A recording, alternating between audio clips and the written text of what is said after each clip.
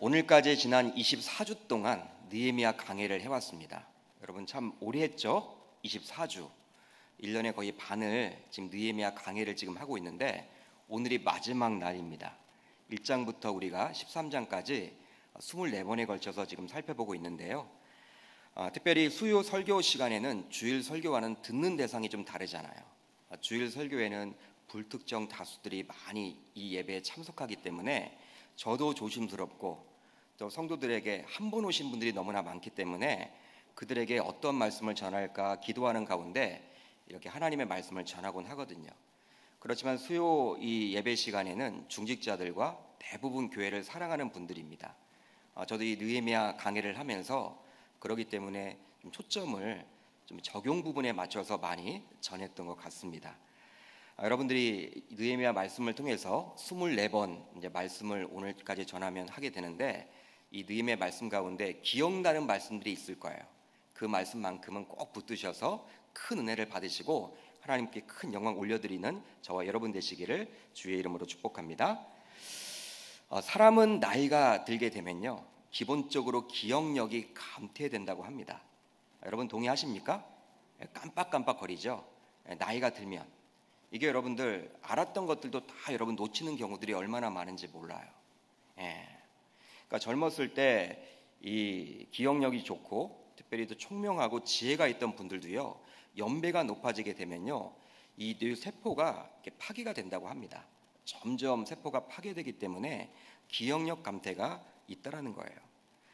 지금까지 알고 있었던 현관 비밀번호가 갑자기 생각이 나지 않아서 여러분들 애를 먹었던 적이 혹시 없으십니까? 저는 갑자기 여러분들 집 번호가 생각이 안 나는 거예요. 집에 들어가야 되는데 여러분 그러한 어려움을 제가 겪은 적도 있고요. 아내 비밀번호가 생각이 안 나요. 핸드폰 하려고 하는데 여러분 저는 그러한 경우들이 많이 있는데 혹시 여러분들은 잘 모르겠어요. 예전에는 정말 많은 것들을 우리들이 암기하고 다녔던 것 같습니다. 웬만한 친구, 가족들의 전화번호는요 다 그냥 암기를 하고 다녔죠. 가족들 주민등록번호도요 다 그냥 암기를 하고 다녔습니다. 저도 군대 입대하니 뭐 암기할 것들이 참 많더라고요. 처음에 입대하니 병의 의무라고 해서 이 책자를 하나 주는데요. 그게 여러분들 뭐 여러 가지를 여러분 암송해야 되는, 암기해야 되는 그런 것들이 많이 있었습니다. 심지어 대통령 이름부터 해서 대대장까지의 이름과 직책까지도 다 암송을 해야 되고 뭐 차량 번호를 비롯해서 총기 번호 여러 가지들 여러분 이렇게 머릿속에 넣고 다녔던 기억이 많이 나더라고요. 그런데 요즘은 어떻습니까? 요즘은 항상 들고 다니는 스마트폰이 있다 보니까 이 스마트폰에 저장을 하지 일부러 암기를 하지는 않는 것 같습니다. 아이들에게도 아빠 휴대폰 번호가 몇 번이냐고 물어보면 여러분 보통 몇 번이라고 이야기를 해요? 1번이라고 이야기를 해요. 여러분 이게 무슨 말이냐면 단축키 1번을 누르면 누가 나와요? 아빠가 나오기 때문에 그냥 아이들은 1번이라고 그냥 알아요. 대부분의 여러분 자녀들이 이 아버지의 그러한 전화번호를 잘 몰라요. 실제로 편리함으로 인해서 굳이 암기할 필요가 없어지게 된 것도 사실입니다. 이런 편리함은 성경 암송에도 많은 영향을 끼치게 된 것 같아요. 여러분 불과 몇 년 전만 하더라도요 이 성경 암송을 교회에서 강조했습니까? 하지 않았습니까? 강조했습니다. 어느 교회든지 성경을 암송합시다 이런 여러분 훈련도 받고 이렇게 양육도 받았습니다. 그리고 교회에서 강조를 했죠. 여러분 그렇지만 이 스마트폰 이거 생기고 난 다음으로는요 이제 스마트폰을 통해서 성경을 금방 검색할 수도 있고 찾다 보니 성경 암송을 강조하지도 않고 성경 암송을 하지 않으려고 그래요. 제가 지금까지 쭉 제자 훈련을 해온 결과 여러분 어른들이 성경 암송을 잘할까요? 젊은 층들이 성경 암송을 잘할까요? 여러분 장년들이 이 어른들이 여러분 더 잘해요. 여러분 머리는 이 젊은 층들이 더 머리는 좋고 있지 않을 텐데 이 젊은 층들은 스마트폰에 익숙해 있고 성경 암송을 별로 해오지 않았기 때문에 잘 몰라요. 그렇지만 어르신들은요 여러분 이 성경 암송을 얼마나 잘하는지 몰라요. 여러분 계속 여러분 암송을 하다 보니까 그게 여러분 이제 노하우가 생겼는지 몰라도 잘하는 경우들을 제가 많이 봤습니다. 저는 개인적으로 이렇게 성경 암송 자체가 사라지고 있는 그 현실에 대해서 좀 아쉽다라고 생각을 해봤어요. 성경 암송은 말씀과 함께 살아갈 수 있는 아주 좋은 기회이기 때문이죠. 이런 편리함을 추구하는 사회적인 분위기와 나아가 나이가 높아지면서 자연스럽게 따라오는 기억력 감퇴 등은 이전에 좋았던 영적인 것들까지도 잊고 지내도록 만드는 것 같습니다. 여러분, 이 세상의 것들은요, 우리가 잊을 수가 있습니다. 또 여러분, 잊기도 합니다. 그리고 잊는다고 해서 뭐라고 여러분 하는 분들도 아무도 없습니다. 그러나 하나님의 말씀과 같은 영적인 것은요, 잊어서는 결코 안 되는 것이죠. 여러분, 이제 오늘 본문 안으로 들어가 보려고 하는데, 이 본문 23절을 보면 어떻게 기록을 하고 있습니까? 여러분들이 가지고 있는 성경을 보시면 잘 나와 있는데요. 그때 내가 또 본즉 유다 사람이 아스돗과 암몬과 모압 여인을 맞아 아내로 삼았는데 라고 나옵니다. 여러분, 이 23절부터 오늘 우리가 끝까지 읽었던 31절까지의 내용은요, 느헤미야의 마지막 사역에 대해서 소개해 주고 있어요. 그런데 어떤 내용으로 여러분 가득 차 있습니까? 유다 사람들이 아스돗과 암몬과 모압 여인, 즉 이방 여인들과 혼인한 사건을 다루고 있는 거예요. 이것을 느헤미야가 알게 된 것이죠. 아마도 느헤미야가 총독으로서 바사 제국의 황제를 뵈러 간 사이에 이런 일이 벌어진 것 같습니다. 여러분, 느헤미야가 이제 바사 제국의 황제를 아련하고 돌아오니까 자신이 바라보니까 지금 이런 사건이 지금 벌어지고 있는 거예요. 유다 백성들이 지금 어떻게 하고 있습니까? 이방 여인들과 혼인을 맺어서 살아가고 있는 것입니다. 13장 전체가 바로 그러한 내용이죠. 바사 제국을 다녀오려 예루살렘을 비워둔 상태에서 비율법적인 일들이 계속해서 유다 사람들 사이에서 일어난 것입니다. 분명히 유다 사람들은 10장 29절로 30절을 통해서 하나님께 다음과 같이 맹세를 했어요. 여러분, 10장 29절로 30절을 보면 이렇게 나와 있습니다. 다 그들의 형제 귀족들을 따라 저주로 맹세하기를 우리가 하나님의 종 모세를 통하여 주신 하나님의 율법을 따라 우리 주 여호와의 모든 계명과 규례와 율례를 지켜 행하여 우리의 딸들을 이 땅 백성에게 주지 아니하고 우리의 아들들을 위하여 그들의 딸들을 데려오지 아니하며. 여러분, 어떤 내용이에요? 바로 52일 동안 이제 성벽 재건을 완수했습니다. 이제 52일이 지난 다음에 이제 백성들이 하나님 앞에서 새로운 언약을 세워서 맹세한 내용이에요. 여러분, 어떠한 내용입니까? 바로 자녀들을 이방인들과 혼인시키지 않겠다라는 거예요. 그렇게 할 때 어떻게 하겠다라는 거예요? 저주를 받겠다라고 지금 이야기를 하고 있는 것입니다. 내가 저주를 받겠다. 내 자녀들만큼은 이방 사람들과 혼인시키지 않겠다. 여러분, 이렇게 언약을 맺었습니다. 그리고 임봉을 했죠. 우리가 여러분 지난 시간 살펴보았어요. 이렇게 하나님 앞에서 맹세를 했지만 시간이 얼마 흘렀고, 그리고 느헤미야가 바사 제국에 가 있는 상황 속에서 백성들은 하나님께 이 맹세를 지키지 않고 어기게 된 거예요. 바로 이방 사람의 여자를 아내로 삼게 된 것입니다. 여러분, 제가 처음에 시작할 때 잊지 말아야 할 것이 있다고 했어요. 우리가 기억력이 감퇴되더라도 잊지 말아야 할 것인데 바로 무엇이라고 이야기를 했습니까? 바로 하나님의 말씀이라고 이야기를 드렸는데, 여러분, 이스라엘 백성들은 하나님의 말씀을 잊었던 것이죠. 심지어 13장 1절 하반절을 보게 되면요, 이렇게 나와 있죠. 암몬 사람과 모압 사람은 영원히 하나님의 총회에 들어오지 못하리니. 할렐루야. 여러분, 이게 어떠한 내용입니까? 이 암몬 백성들과 모압 백성들은요, 이스라엘 백성들이 출애굽을 한 당시에 백성들을 그렇게 괴롭혔던 민족들이에요. 출애굽 그 당시에 백성들이 여러분들 힘들게 했던 민족이 바로 모압과 암몬 족속이었습니다. 방해했습니다. 그렇기 때문에 하나님이 그들을 저주를 내렸던 거예요. 그들과 상존하지 말라고. 그럼에도 불구하고 이곳 출신의 여인들과 지금 혼인을 했다라고 오늘 본문은 나와 있는 것이죠. 그렇다면 여러분, 암몬과 모압에 대해서는 우리가 들어서 알고 있지만 오늘 본문을 보게 되면요, 어떠한 민족이 또 하나 나와 있습니까? 한번 따라합니다. 아스돗. 여러분, 아스돗이란 민족이에요. 이 아스돗은 어떠한 민족일까요? 그렇다면 바로 유다의 서쪽 지역에 자리 잡고 있던 블레셋의 5 성읍 가운데 하나였습니다. 한마디로 이 블레셋 백성들이었죠. 블레셋 민족이었습니다. 여러분, 이스라엘의 구약 성경을 보게 되면 이스라엘의 3대 대적이 나옵니다. 첫 번째 대적이 무엇이냐면 애굽이었어요. 두 번째 누구였습니까? 아말렉이었습니다. 마지막 누구였습니까? 바로 우리가 방금 살펴봤던 블레셋이었어요. 여러분, 이들만큼은요 하나님의 백성들을 그렇게 괴롭혔던 민족의 대명사예요. 지금도 유대인들은요 이 팔레스타인 자치기구, 여러분 팔레스타인 자치기구 그들이 바로 해양 민족이었던 페니키아 민족, 지금의 블레셋 민족과 마찬가지입니다.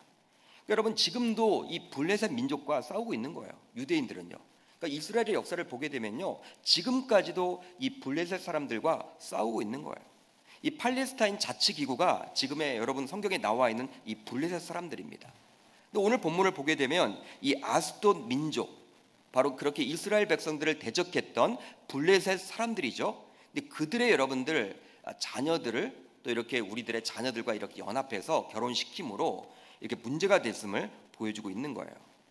여러분, 오늘 성경 우리가 읽었던 23절을 보게 되면요 어떻게 여러분 순서가 나와 있습니까? 아스돗이 가장 먼저 나와 있죠.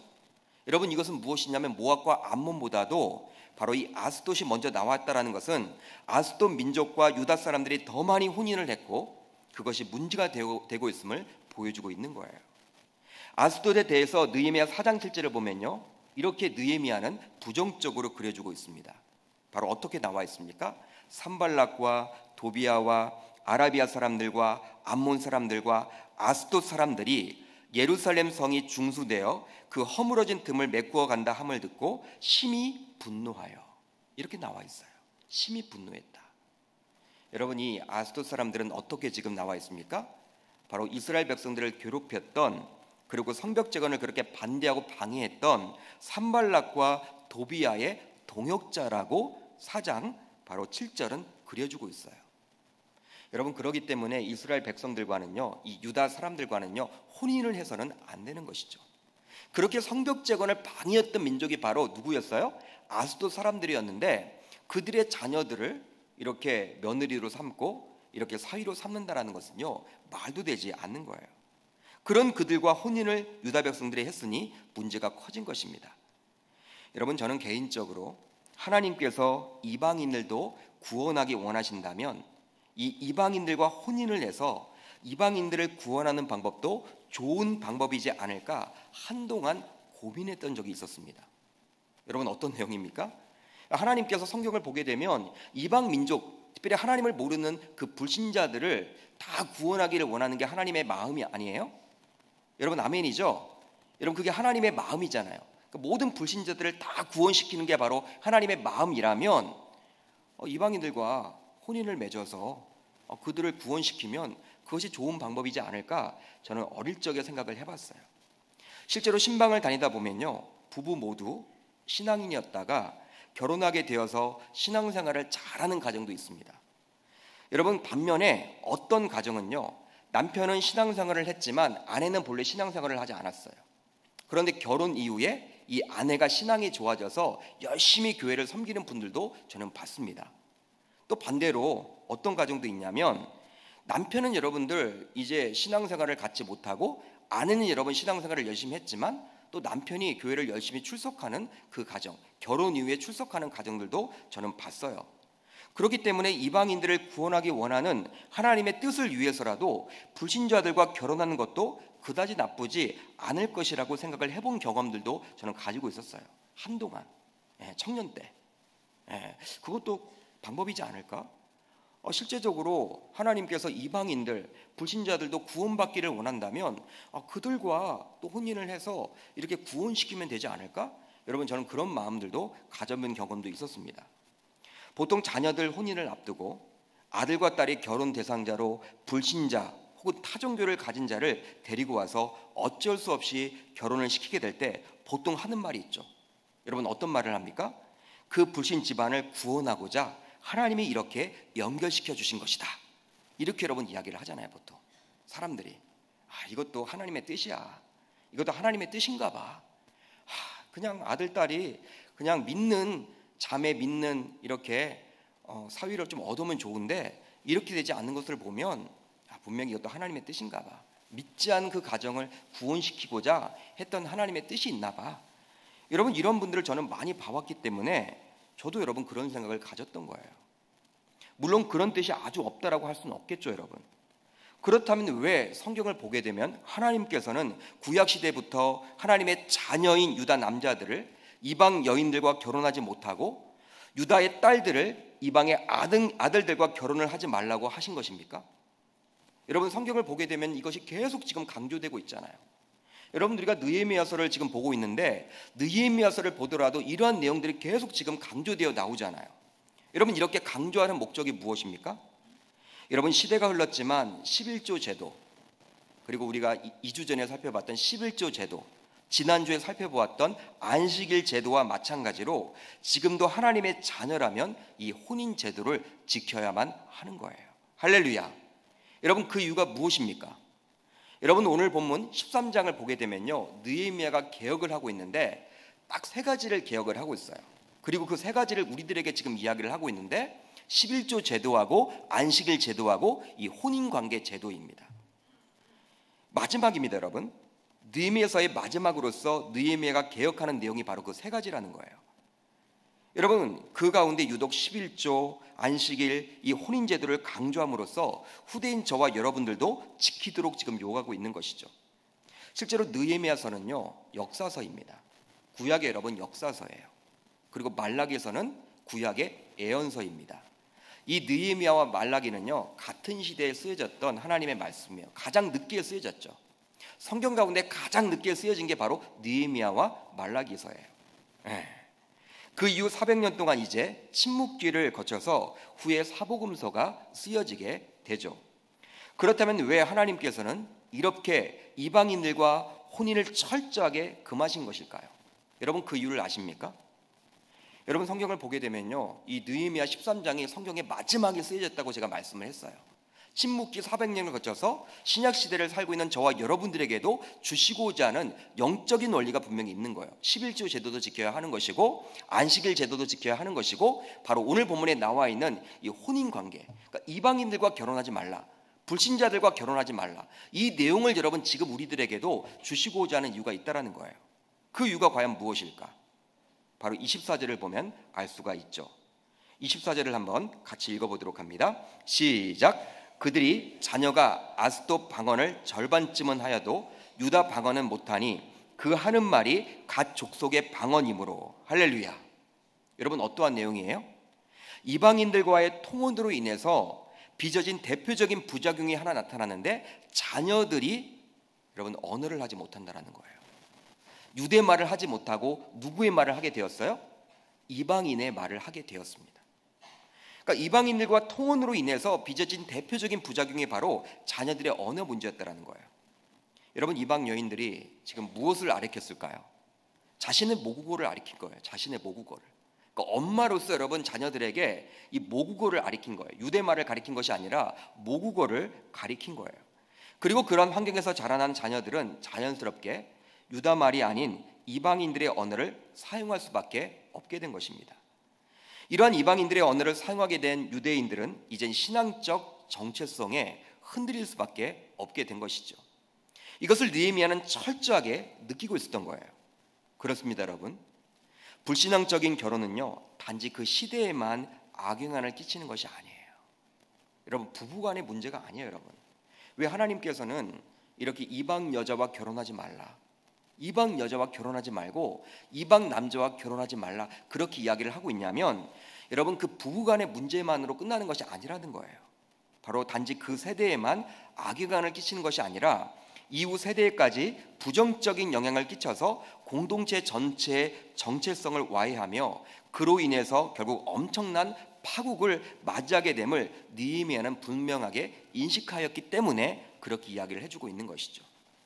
그렇게 느헤미야는 오늘 본문 25절을 보면요, 그들에게 아주 강하게 대하고 있습니다. 여러분, 25절을 한번 우리가 같이 읽어보도록 합니다. 25절 상반절만을 우리가 한번 자막을 통해서 한번 같이 읽어볼게요. 시작. 내가 그들을 책망하고 저주하며 그들 중 몇 사람을 때리고 그들의 머리털을 뽑고. 아멘. 여러분, 아주 스틱하게 엄격하게 지금 이야기를 하고 있어요. 그러니까 이방 민족들과 결혼했던 자들을 지금 어떻게 했어요? 책망하고 저주하고 그들 중 몇 사람을 때리고 그들의 머리털을 뽑았다라는 거예요. 아주 폭력을 휘두른 거죠. 여러분 느헤미야가 이렇게 폭력을 휘둘렀습니다. 폭력을 용서하지 않았어요. 마치 여러분 누가 떠올라져요? 예수님께서 이 성전 안에서 이 장사했던 장사치들을 그렇게 물리쳤던 그 장면과 거의 여러분들 맞먹는 그런 내용이 나오는 거예요. 여러분 이렇게까지 굳이 할 필요가 있을까? 여러분 생각이 들지 않습니까? 한번 생각해 보세요. 25절을 보면요, 내가 그들을 책망하고 저주하며 그들 중 몇 사람을 때리고 그들의 머리털을 뽑았다. 여러분 머리털을 뽑았다라는 것은요, 이젠 여러분 그 공동체에서 이제 제대로 생활을 하지 못하도록 만들었다는 거예요. 여러분 유대 문화 속에서 이 머리털이나 수염은요 아주 여러분 중요했습니다. 여러분 우리나라 조선 시대를 생각해 보시면 알아요. 여러분 조선 시대 때 이 머리털이나 이 수염 같은 것들은요 함부로 우리가 여러분 뽑지 못하잖아요. 여러분 뽑히면 여러분 그게 어떻게 돼요? 그 공동체에서는 쫓겨나야 하는 거예요. 살아갈 수가 없는 거예요. 살아갈 수가 없는 것이죠. 여러분 굳이 이렇게까지 할 필요가 있을까 생각이 들지만 느헤미야는 아주 엄하게 대합니다. 아주 엄하게 대해요. 바로 영적인 순수성을 유지하기 위해서 그렇게 한 것이죠. 순수성을 유지하기 위해서. 당시 유다 사람들 사이에서 어떤 정도로 이 혼인제도가 무너졌냐면요, 단적인 예가 바로 28절을 보면 나와요. 제가 여러분 28절을 한번 읽어드립니다. 아주 여러분 이렇게까지 나와요. 대제사장 엘리야십의 손자 요야다의 아들 하나가 호론 사람 산발렛의 사위가 되었으므로 내가 쫓아내어 나를 떠나게 하였느니라. 할렐루야. 여러분 어떤 일이 벌어졌습니까? 말도 되지 않은 일이 지금 벌어지고 있는 거예요. 느헤미야가 성벽 재건을 할 때 함께했던 대제사장 엘리야십의 그 손자인 요야다의 아들 하나가 여러분 누구의 사위가 되었습니까? 산발랏. 여러분 산발랏이 누구예요? 제가 말을 하지 않아도 여러분 다 아시죠?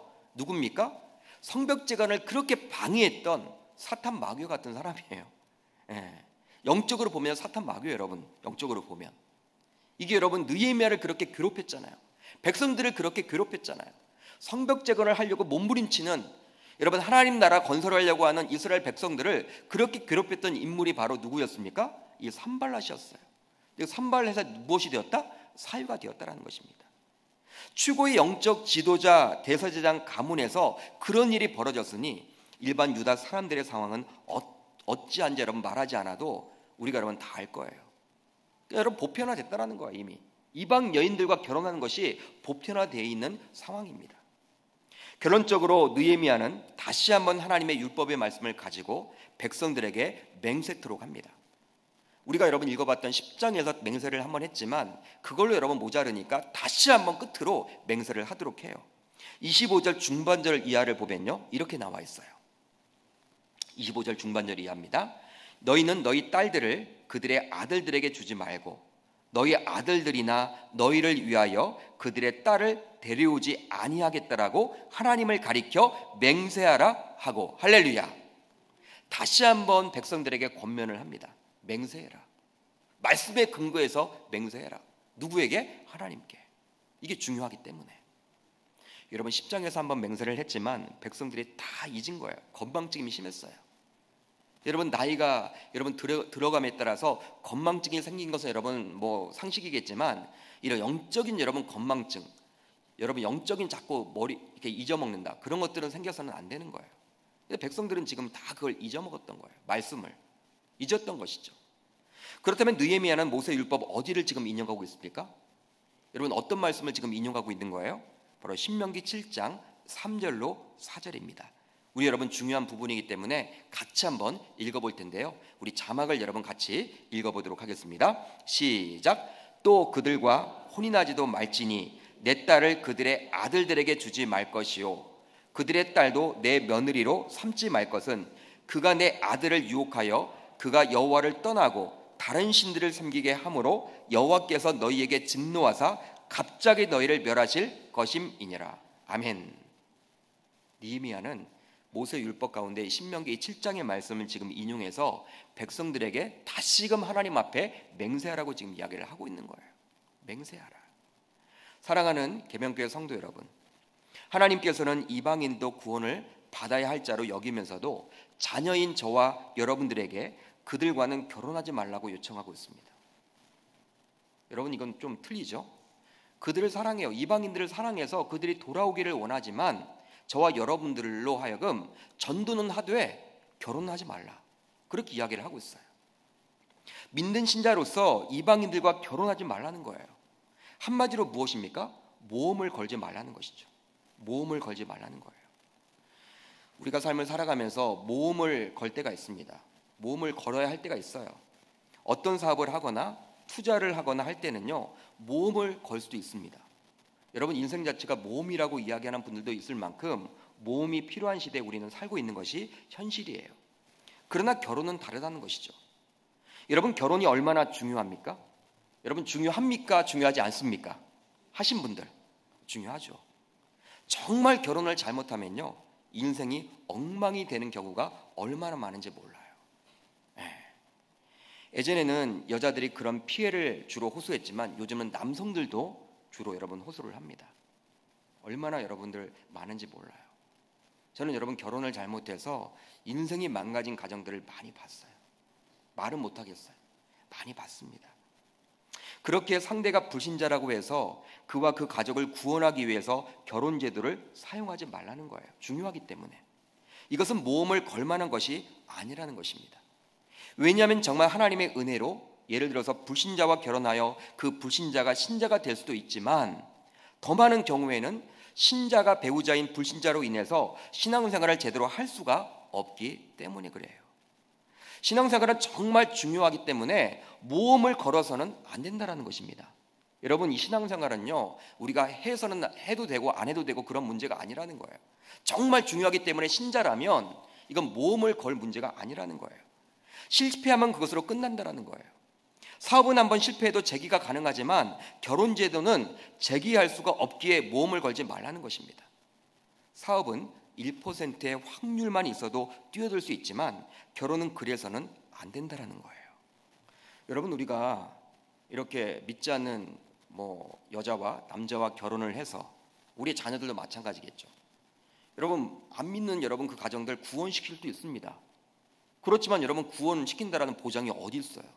우리의 여러분 소망이죠. 그건 소망일 뿐이에요. 여러분, 많은 사람들은 구원시킬 수도 있겠죠. 하나님의 여러분들 뜻이라면. 그렇지만 많은 가정들은 이 종교의 어려움, 종교의 다름, 여러분 사랑은요 1년을 가지 못하잖아요. 여러분, 우리가 평생 신앙생활을 해야 하는데 여러분이 어떻게 하나님 떠나서 우리가 생활할 수 있겠어요? 믿는 신자로서. 남편이 여러분 그렇게 반대를 하고 아내가 그렇게 여러분 반대를 한다면 얼마나 여러분 힘들겠습니까? 여러분, 그러나 현실적으로 여러분들에게 권면을 드립니다. 자녀이길 부모가 있습니까? 없습니까? 여러분, 자녀이길 부모가 있어요? 없어요? 없어요. 목사도 마찬가지고 장로도 마찬가지고 안수 집사님도 마찬가지고 권사도 마찬가지예요. 심지어 몇 대째 믿음의 가정이라고 자부하는 분들도 자녀이길 부모는 아무도 없어요. 저도 여러분 자신 없어요. 자녀를 여러분 어떻게 이기겠냐는 거예요. 그러게 자녀가 불신자와 결혼하겠다라고 하면 거의 부모는 두 손 두 발 들 수밖에 없어요. 내가 중직자지만, 내가 교회를 오랫동안 다녔지만, 남들 눈도 있지만 자녀가 끝까지 결혼한다고 하면요 그냥 여러분 결혼해야 돼요. 여러분 이길 수가 없어요. 그렇다면 이 문제를 어떻게 여러분 우리가 해결을 해야 될까요? 여러분, 이 문제를 어떻게 해결을 해야 될까요? 저는 그렇게 어릴 적부터 신앙 교육이 정말 중요하다고 봅니다. 어릴 적부터. 아직 가치관이 완성되기 전인 소년부, 중등부, 고등부, 대학부 때의 신앙 교육이 정말 중요해요. 청년부만 되더라도 늦어요. 나이 25만 돼도 늦어요. 기독교 세계관을 심어줘야 해요. 그들에게 기독교 가정관, 기독교 부부관 등 성경적으로 가르쳐야 하는 거예요. 우리는 현재 배우자 선택을 할 때 부모의 의견이 아닌 본인이 선택하는 문화 속에서 살고 있습니다. 여러분, 예전 우리 부모님 시대만 하더라도요 어땠어요? 이 집안끼리 여러분들 그냥 남자 여자 여러분들 보지도 않고 그냥 집안끼리 여러분 연결해서 결혼하는 가정들도 있었어요. 예전에는 우리 부모님 시대, 그러니까 70년대 초반만 하더라도 부모끼리 선택해서 자녀들을 결혼시키기도 했다고 해요. 집안끼리 결혼시키는 것이죠. 바로 오늘 본문 25절을 보면요 어떻게 나와 있습니까? 너희는 너희 딸들을 그들의 아들들에게 주지 말고 너희 아들들이나 너희를 위하여 그들의 딸을 데려오지 아니하겠다라고 하나님을 가리켜 맹세하라. 바로 느헤미야는 부모의 세대에게 율법에 따라 혼인제도를 지키겠다라고 맹세하라고 하죠. 왜? 당시에는 부모가 자녀들의 결혼 문제를 책임져 줬기 때문에. 여러분, 당시에는요, 이 자녀들이 여러분들 눈이 맞아서 여러분 결혼하는 경우는 거의 없었어요. 누가 여러분 결정했어요? 결혼 문제를? 부모가. 그런데 2018년을 살고 있는 현재는요, 부모가 아니라 누구들이 여러분 결정을 해요? 배우자를 선택을? 자녀들이 직접 해요. 여러분, 자녀들이 끝까지 여러분 결혼하겠다고 하면요, 부모는 그냥 안 돼, 조언은 하지만 이길 수는 없어요. 그러기에 자녀들이 신앙 안에서 바르게 판단하도록 해야 하는 거예요. 그러기에 우리는 자녀들의 신앙교육에 보다 관심을 가져야 하는 거예요. 여러분, 자녀들이 소위 명문대학에 들어갔다고 칩시다. 그리고 남들이 부러워하는 직장을 가졌다고 쳐요. 그런데 하나님의 자녀임에도 불구하고 하나님이 원하지 않는 이 결혼 상대자, 이방인, 또 불신자들과 결혼을 했다고 칩시다. 스펙을 보고, 외모를 보고, 조건을 보고 그렇게 했다고 칩시다. 여러분, 이것이 성공한 인생일까요? 여러분들은 성공한 인생이라고 볼 수 있습니까? 저는 그렇게 생각하지 않습니다. 결국 그 불신 배우자로 인해서 가지고 있는 신앙까지도 완전히 놓칠 수도 있기 때문에 그리하는 거예요. 여러분, 신앙생활은요, 우리 결혼생활은 마찬가지로 모험을 걸어서는 안 되는 거예요. 모험을 걸어서는 안 되는 거예요. 그리고 후손들까지도 신앙을 갖지 못하게 될 수도 있기 때문에 그리하는 거예요. 여러분, 부모님들이 이 불신 자녀들, 여러분 이렇게 자기 자녀는 믿지만 불신 자녀와 결혼을 시키고 나서 가장 마음이 힘든 게 뭐냐면, 이 손주가 태어났는데 유아 세례를 좀 주고 싶은데 부모들이 자기 자녀들이 교회를 안 나와. 여러분, 유아 세례는 할머니의 신앙으로 주는 게 아니에요. 할아버지의 신앙으로 주는 게 아니에요. 여러분, 부모의 신앙으로 줄 수밖에 없어요. 안타깝지만. 근데 부모가 여러분 교회를 안 나와. 출석을 안 해. 어떻게 여러분 우리가 줄 수 있냐는 거죠. 사랑하는 성도 여러분, 혹시 여러분들 가운데서도 이 말씀을 듣고 마음에 무거우신 분들이 있으리라 저는 믿어요. 그러나 자녀들의 결혼 문제는 우리의 마음대로 결코 되질 않습니다. 결코 되질 않아요. 그러게 우리들도 느헤미야처럼 내 하나님이여, 내 하나님이여, 내 하나님이여 라고 하면서 기도해야 하는 거예요. 31절 하반절을 보면 어떻게 나와 있습니까? 내 하나님이여 나를 기억하사 복을 주옵소서. 할렐루야. 여러분, 느헤미야는 하나님이 복 주지 않으면, 하나님이 나의 인생을 책임져 주지 않으면 우리 공동체는 이렇게 이방인들 이 결혼 문제에서 해방될 수가 없습니다. 그는 고백을 하고 있는 거예요. 역시 11조 제도도 마찬가지, 역시 안식일 제도도 마찬가지죠. 이 혼인 문제 역시 쉽지 않기 때문입니다. 여러분, 우리 주님은 우리 신자들을 자녀로서 아끼고 사랑합니다. 여러분, 아멘입니까? 저와 여러분들을 아끼고 사랑하세요. 왜? 자녀이기 때문에. 그러게 우리들이 잘 되기를 원하죠. 고생시키지 않으려고 합니다. 여러분, 딸 가진 부모는요, 여러분 어떤 집에 여러분 시집 보내기를 원해요? 한번 대답을 해보세요. 어떤 집안에 여러분 시집 보내기를 원해요? 손에 여러분 물 묻히지 않을 여러분 집안에 시집 보내기를 원하잖아요. 전혀 동의를 안 하시네. 저는 그런 집에 시집 보내고 싶을 때 제 딸을, 여러분 그렇잖아요. 그게 부모의 마음이잖아요. 그게 부모의 마음이잖아요. 그러니까 여러분들, 마치 우리 자녀들이 되도록 갖춘 집안에 시집을 보내고 장가를 보내고 싶은 이 부모의 마음, 하나님도 마찬가지예요. 우리들은 눈에 보이는 것을 가지고 판단을 하지만 우리 주님은 영적인 것을 가지고 판단을 하는 거예요.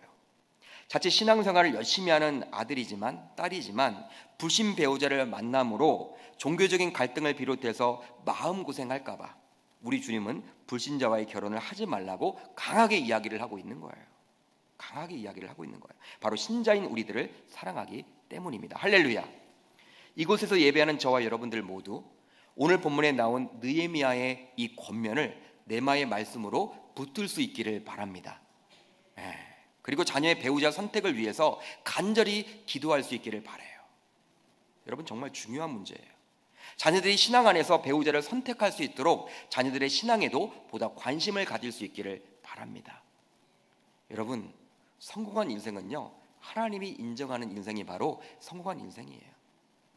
여러분, 율법에 나와 있는 이 말씀, 여러분 구약 성경을 마무리 지으면서 느헤미야 선지자는 저와 여러분들에게 이야기를 합니다. 느헤미야는 저와 여러분들에게 이야기를 해요. 바로 어떻게 이야기를 합니까? 바로 11조 제도, 안식일 제도, 이 혼인 제도만큼은 신약 시대를 살고 있는 저와 여러분들도 반드시 지켜야 한다라고 이야기를 합니다. 그렇지만 내 마음대로 안 되는 것이 바로 자녀예요.